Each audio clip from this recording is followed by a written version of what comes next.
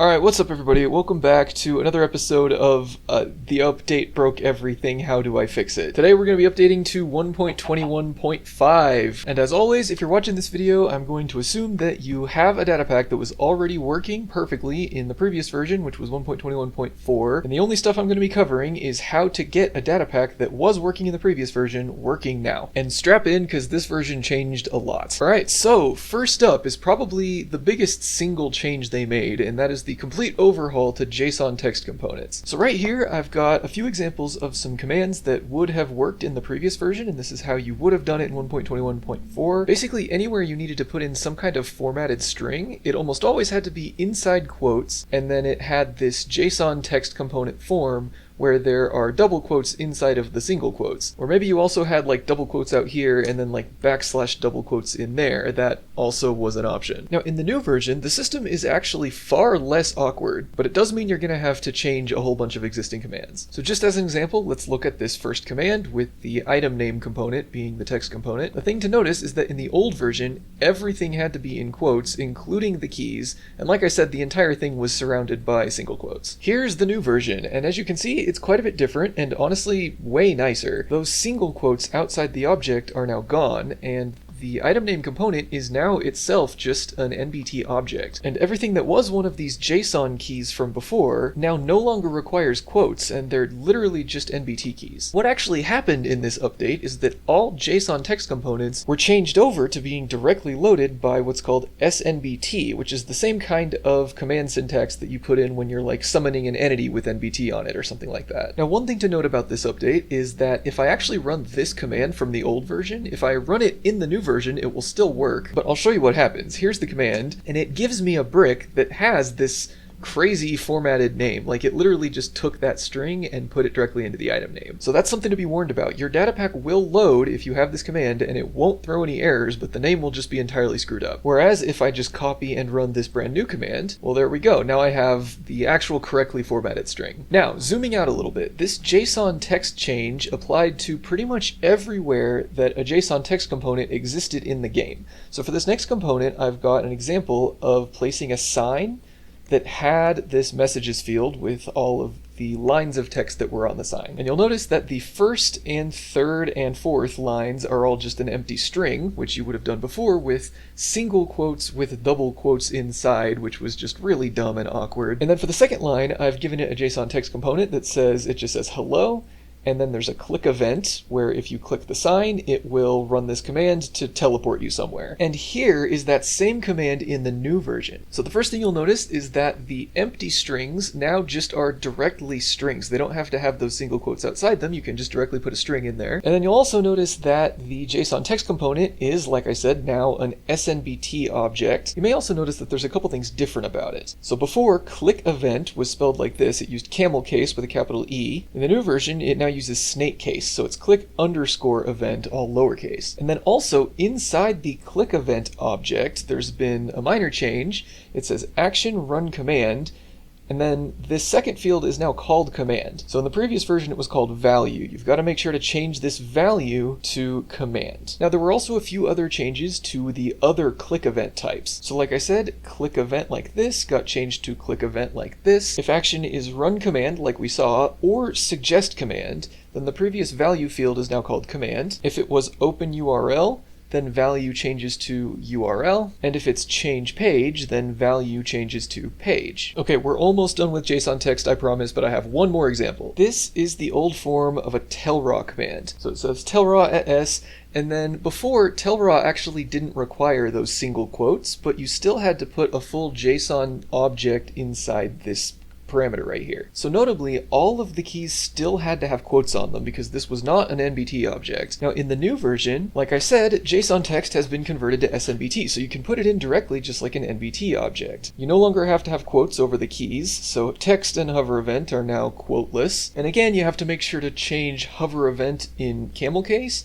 to hover event in snake case. And there have also been a couple of changes to the inside of the hover event object as well. So for example, if the action was show item, before you had to have this contents field, which was just an item definition object. So I just said put in a brick and then, whatever components you might have on it. In the new version, it's been condensed a bit. So contents no longer exists. The ID and components are now in the same place as action. They're just right next to action. So everything that was in contents before has been moved up a level, so to speak. Now, hover events also had a few more changes, just like click events did. As I said, camel case goes to snake case, and then I already showed you the show item action. So if action was show item, you just take the entries from contents and then put them next to the action field. If action was instead show text, it's almost exactly the same, except contents is now changed to value. And then if action is show entity, there are a couple of changes. Just like show item, you have to take the previous contents and put them next to action, but then also those entries under contents have changed names. So before we had ID and type. Type was the type of the entity, like cow or cod or whatever, and then ID was the entity's specific UUID. So ID has been changed to UUID, and type has been changed to ID. A little bit confusing. ID still exists, but it now refers to the other field. Good to just change ID to UUID first and then type to ID, and that should prevent as much confusion as possible. Okay, deep breath, we're done with JSON text components. The last thing to mention is that this applies to a lot of different things, so all of the changes I just went over applies to all of these instances, so scoreboard formatting, and then item, name, lore, whatever, books, signs, mob names, text display entities, along with anything else that uses text that I might have been forgetting when I wrote that list. Okay, moving on, next change. The next big change is to item tooltips, and specifically the components that hide things in those tooltips. So in 1.21.4, we were able to do something like this, where you give yourself an item, and if it has the hide tooltip field, then mousing over that item in your inventory just wouldn't show a tooltip at all. Similarly, you could also hide individual parts of the tooltip. So if I gave myself a sword that had some enchantments on it, the enchantments component previously had this levels field, and then next to it you could say show in tooltip 0b to hide the enchantment tooltip. And there were a whole bunch of other components that did exactly the same thing, like attribute modifiers, for example, also had a show in tooltip field. And then lastly, there was this hide additional tooltip component, which basically just hid the tooltips of any of these components that didn't have a show in tooltip field, like potion contents was the primary one. This was kind of a dumb system, and I'm really glad they're changing it. So what did they change it to? Let's see. All of the tooltip hiding functionality has been moved to this brand new component called tooltip display. So to be clear, the hide tooltip and hide additional tooltip components are now gone. They no longer exist. And neither is this show in tooltip field. They're all controlled by this new component. So to hide the tooltip completely, you just say tooltip display equals and then hide tooltip 1b. So if I run that command and then look in my inventory, you just won't be able to see the tooltip when I mouse over it. For components like enchantments, they've been condensed down a little bit, and I'll go over the full list of how that happened in a second, but I'll show you the enchantments one just as an example. So before, enchantments was an object that had this other levels object underneath it, and then also show in tooltip. Well, now that levels object is the entire component without the levels key at all. So we can just see enchantments equals and then sharpness 5. And then if you want to hide that component, you have to use tooltip display again. And tooltip display has this list of hidden components, and how it works is you can just add any components to this list, and anything in that list will be completely hidden. So setting enchantments to show in tooltip false before now works like this. You just say hidden components and then make a list and include enchantments in that list. And it's actually exactly the same for components that were previously hidden by that hide additional tooltip field. So the cool thing is that you can now hide them individually, and all you have to do is just, again, add them to this hidden components list, right? If I want to give myself a potion that has a custom potion effect, but I don't want that to show up in the tooltip, well, I can just add the potion contents component to the list of hidden components. Alright, so that's how the tooltip display component works. And now I'm just going to give you a brief rundown of the details of all the specific things that were changed with relation to the tooltip components. So like I already said, the enchantments component has been condensed down to no longer have this levels field, and what was the levels field is now the entire component. Similarly, for attribute modifiers, it had the modifiers list inside it, and now that list is the entire component. It's just attribute modifiers equals that list. Dyed color used to be an object with RGB. Now dyed color is just the integer. It's dyed color equals whatever the number was. We've also got can break and can place on, which used to have this predicates list inside it. And now that list of predicates is the entire component, Or if there's only one of them, you can also just make that one the entire component like this. That applies to both can break and also can place on. They work identically to each other. Alright, and with that, you should be able to hide your tooltips again. Alright, so next up, we've got a renamed entity ID. So before you were able to summon a potion, and it would just be like a falling splash potion, or if it had an item specified on it that was a lingering potion, it would instead spawn as a lingering potion. But the idea was that they were both this entity just called potion. In the new version, they're actually two different entity types, so they're either a splash potion or a lingering potion. And other than that, their NBT is actually identical to the way it was before. You can still add an item under the NBT field. If you're already doing that, just keep doing that. The only difference is literally the name of the entity. Alright, next up, we've got some entity NBT changes, and we're going to start with the overhaul to the equipment fields. So in the previous version, 1.21.4, most entities had these fields called hand items, armor items, and then hand drop chances and armor drop chances. So you kind of had to just remember the order of these lists. Hand items was always main hand and then offhand, and then armor went boots, leggings, chestplate, helmet, which was kind of counterintuitive. And then the drop chances lists acted in exactly the same way. So it was just main hand, offhand, boots, leggings, chestplate, helmet. That system is totally different now. Hand items and armor items have been condensed into this singular field that's now just called equipment. And equipment is actually an object rather than being a list. And then we've got individual item definitions for each slot, and they're all named. So we've got main hand, put something in the main hand, offhand, put something in the offhand, and then feet, legs, chest, and head. And then similarly, the hand drop chances and armor drop chances have been condensed into this drop chances field. And the drop chances field is another object that has all the same keys, but their values are just floating points that specify the drop chance for that particular slot. Now, those equipment and drop chances fields have also been expanded to include other slots that are maybe a little bit more mob specific. So previously you could have a horse and give it a saddle item and then put a saddle in there. And you could also have a body armor item and then put like horse armor into it. And then the body armor item had a body armor drop chance right here. Now in the new version, again, we're using equipment and drop chances. So equipment now has a saddle field where you can put the saddle, and then a body field where you can put the armor items like horse armor. And then body armor drop chance has been put under drop chances, and it's just body. And then on top of all that, before, in the previous version, pigs and striders just had this Boolean fields for whether or not they had been saddled, right? So if you'd clicked on a pig with a saddle, it would just get saddle 1B, and that would cause the saddle to render. In the new version, a pig with a saddle has to be defined to have a saddle.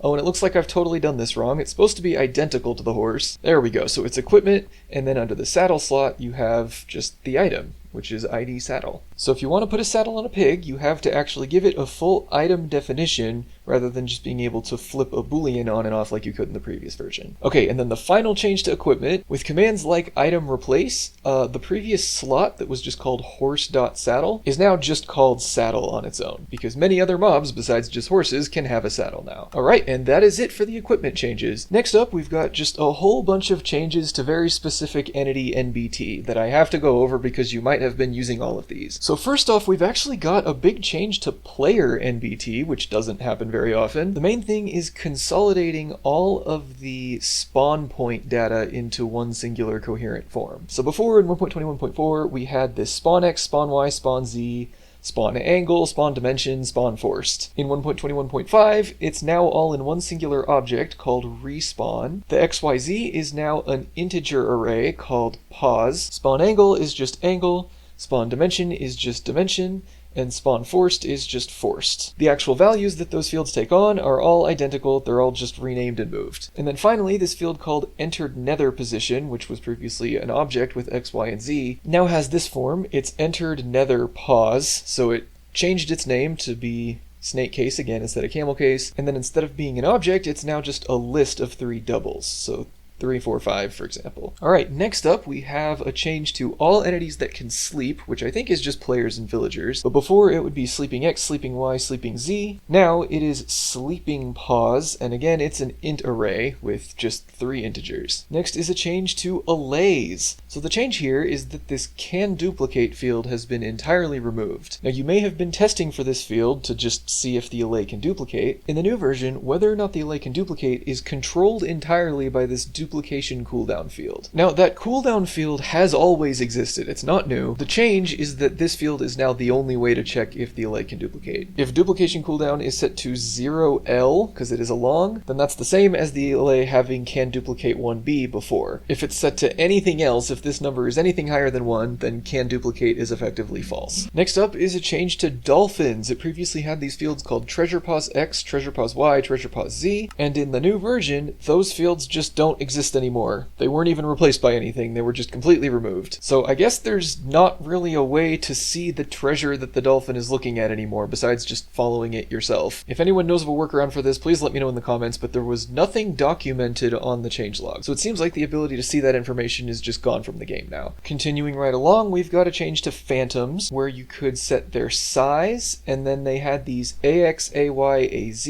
which basically these just specified the coordinates of the block that the phantom wanted to hang out around. It wouldn't stray very far from that position. And the change is that size is now lowercase. It acts exactly the same, but it's just lowercase s now. And then the AX, AY, AZ are now consolidated in this field called anchor pause, which is an int array with 3 integers. Very similarly, we've got a change to turtles, where they could previously have has egg, which is a boolean, and then home pause x, y, z. Has egg has been changed to snake case, and then home pause is also snake case and is now an int array. There was also another change to turtles, where they used to have this travel pause x, y, z, and much like the dolphins, those fields were just deleted. They have been removed. Vexes previously had life ticks and then bound XYZ. Life ticks is snake case, bound pause is snake case, and it is now an int array. You all know the drill. Item frames, as well as glow item frames, paintings, and leash knots, used to have tile XYZ. It's now called block pause, and it's an int array. And finally, a really specific change to minecarts, where if you were previously summoning them with a block displayed inside of them, you used to have to set this custom display tile 1B, and you could also test for that. In the new version, that field is gone, and whether or not the display state renders is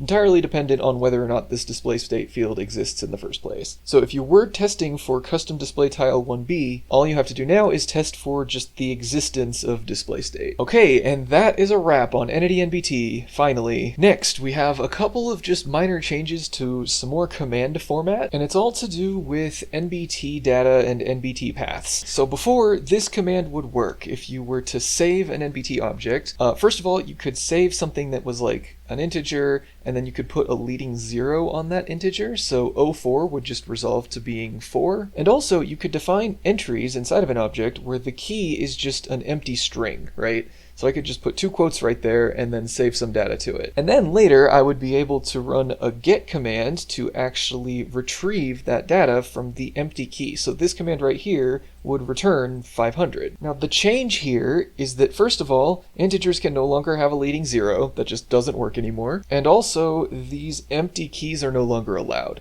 So I'm pretty sure you actually can define the empty key, but once you've done that, you can no longer pull from it. So this get command right here will not work anymore. And the workaround is just to, use literally anything else other than an empty key. So if I wanted the key to be empty before, I don't know, just put the letter A right there or something. And as long as there is something other than an empty key, you can still successfully run the get command. And then of course you also have to delete the leading 0 from your integers. Alright, so that is the end of all of the command related changes. But is this the end of the video? No. No, it is not.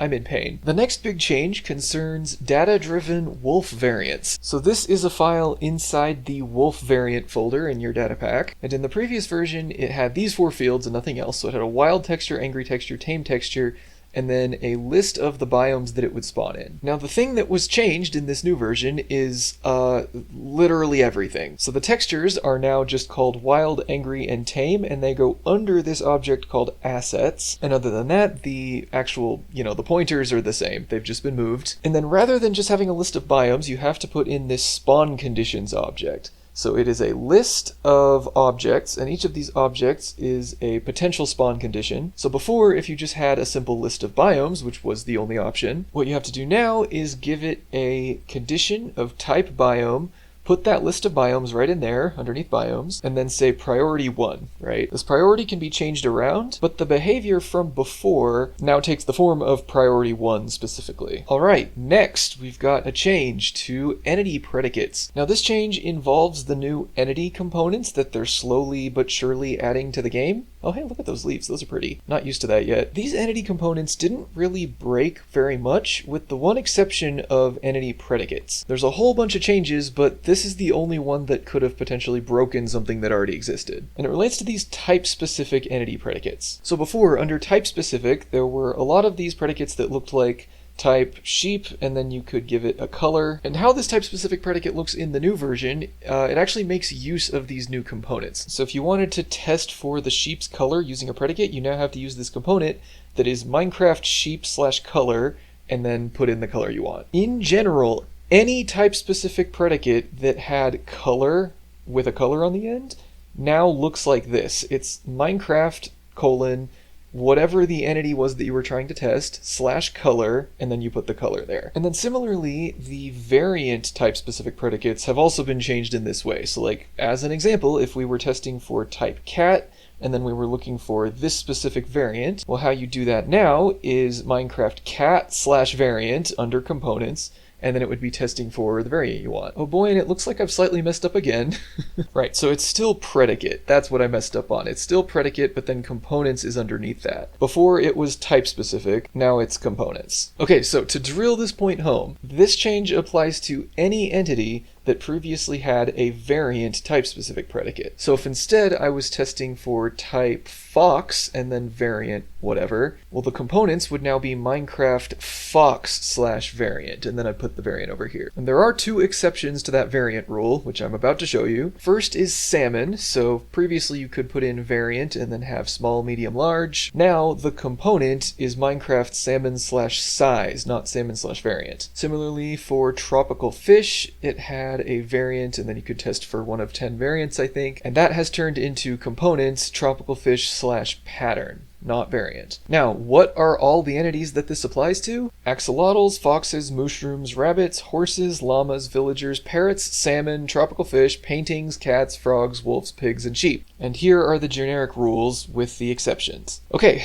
so next thing to talk about is a couple of tags that got deleted. If you were editing or referencing the dead bush may place on tag, it is now called dry vegetation may place on account of all the new blocks that were added to the game. Wait, that's the tall? Really? Oh, okay. I guess that makes sense. I need to pay better attention to these snapshots, man. And finally, in tag changes, the default spawns and full moon spawns have been removed from the cat variant tags. Honestly, I don't even know off the top of my head how you would be referencing a cat variant tag, but if you were, then they no longer exist, and if you want to keep using them, you'll have to define them in your own Datapack. The change was made in order to make way for that new spawn condition system like we already saw with the wolf variants. So the tags aren't needed anymore, and they also don't function anymore. Alright, and finally, last but not least, we have one more big change, and that was a complete overhaul to the way trim recipes are calculated. Now the key here is that the required items for the recipe are no longer defined by the trim material and trim pattern definition files. So before, this was a file for the trim pattern. If you wanted to make a brand new trim pattern, it would look like this. And notice that you had to specify this template item, which I just decided to make it paper for the example. Similarly, if you were defining a new material,